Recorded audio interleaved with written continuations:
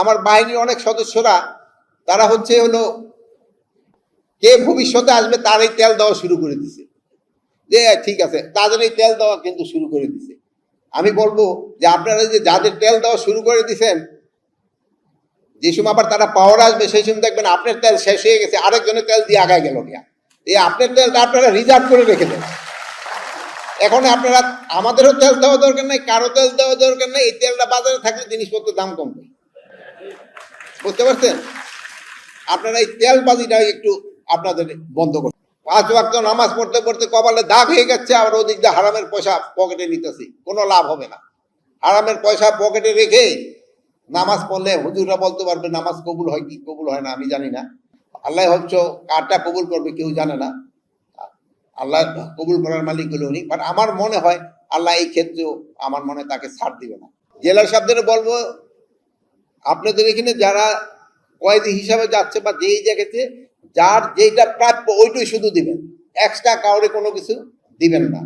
এই fancy deal 100 টাকা খেয়ে হয়তো ছেড়ে দিচ্ছ, বাট এই ফেন্সি ডিলটা যেসব তোমার ছেলে বা তোমার ভাই খাবে সেই সব তুমি বুঝবা যে এই 100 টাকা আমি কেন নিছিলাম, এই ফেন্সি ডিলটা কেন আমি ছাড়ছি। এই মাদকের প্রবণতাটা কিন্তু খুবই বেড়ে গেছে। মাদক পরিদপ্তরকে আমরা কিন্তু হাতিয়ারও দিচ্ছি, কিন্তু এই হাতিয়ার দেওয়া হচ্ছে এই কারণে যে মাদক নিয়ন্ত্রণ করার জন্য। এই মাদক নিয়ন্ত্রণের জন্য আপনারা সবাই একটু সহযোগিতা করবেন।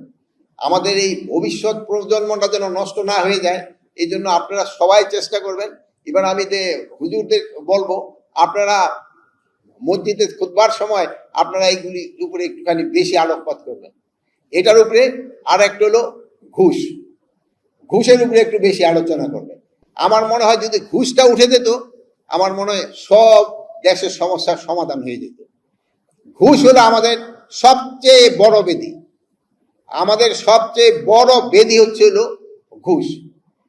প্রতিটা জায়গায় ঘুষ, প্রতিটা পদক্ষেপে ঘুষ। এটা যদি যতদিন পর্যন্ত এটা না কমে আসবো, আমার এই বক্তৃতা, আমাদের এই আয়োজন কোনো কাজে দিবে না, এটা কোনো কাজে দিবে না। আপনাদের মন মানসিকতা সব চেঞ্জ করতে হবে। এই যে হারাম খাওয়ারটা না, এই হারাম খাওয়ার থেকে আমাদের বেরিয়ে আসতে হবে। 5 ওয়াক্ত নামাজ পড়তে পড়তে কপালে দাগ হয়ে যাচ্ছে, আবার ওদিক দিয়ে হারামের পয়সা পকেটে নিতেছি, কোনো লাভ হবে না। হারামের পয়সা পকেটে রেখে নামাজ পড়লে হুজুররা বলতে পারবে নামাজ কবুল। আর আমি আরেকটা অনুরোধ করবো আমাদের সাংবাদিক ভাইকে, আমারও ক্ষেত্রে যদি কোনো ঘুষের পান আপনারা আমারে বলেন, আমারও ক্ষেত্রে যদি কোনো ঘুষের আলামত পান আপনারা আমারে বলবেন। আর আরেকটা জিনিস হলো, এই পুলিশ ডিপার্টমেন্ট, বিডিআর, এইগুলিতে দেখা যায় যে একটা ভর্তি বাণিজ্য, পোস্টিং বাণিজ্য, এগুলিও কিন্তু বন্ধ করতে হবে। কোনো এই যে কনস্টেবল নিয়োগ করা হলো বা এসআই নিয়োগ করা হলো, এখানে আইজি সাহেব আছে, অন্যান্য, আপনারা একটা এক্সাম্পল দিতে পারবো কিনা যে আমি কারোর জন্য রিকোয়েস্ট করছি?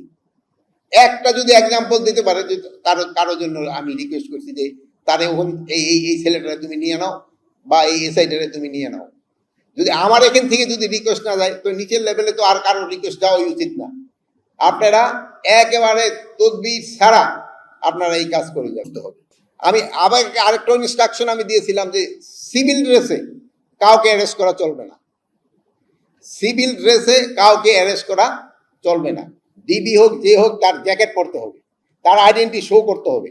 যদি তার ড্রেস না থাকে, সে সিভিল ড্রেস আছে, সে প্রথম তার আইডেন্টিটা শো করবে যে এই আমার আইডি কার্ড। সিভিল ড্রেসে কাউকে অ্যারেস্ট করা চলবে না। আর কোনো নিরপরাধ যেন শাস্তি না পায়, এই দিকে আপনার খেয়াল রাখতে হবে। আগে আপনারা দেখছেন যে পুলিশ বাদী হয়ে কেস দিত, 10টা হলো নাম আর 300 হলো 200 হলো বেনামি। এইটা এখন পুলিশের থেকে চলে গেছে আপনার মানে সিভিলে। এখন আপনারা করতেছেন 10টা নাম, এই 200 100 বেনামি।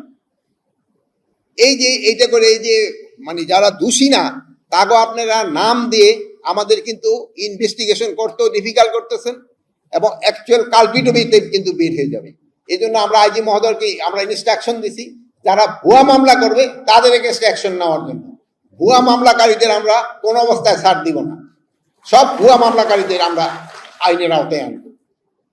আর এর সাথে সাথে আরেকটা, যে দোষী সেও ছাড় পাবে না। কোন দোষীকেও ছাড় দেওয়া হবে না।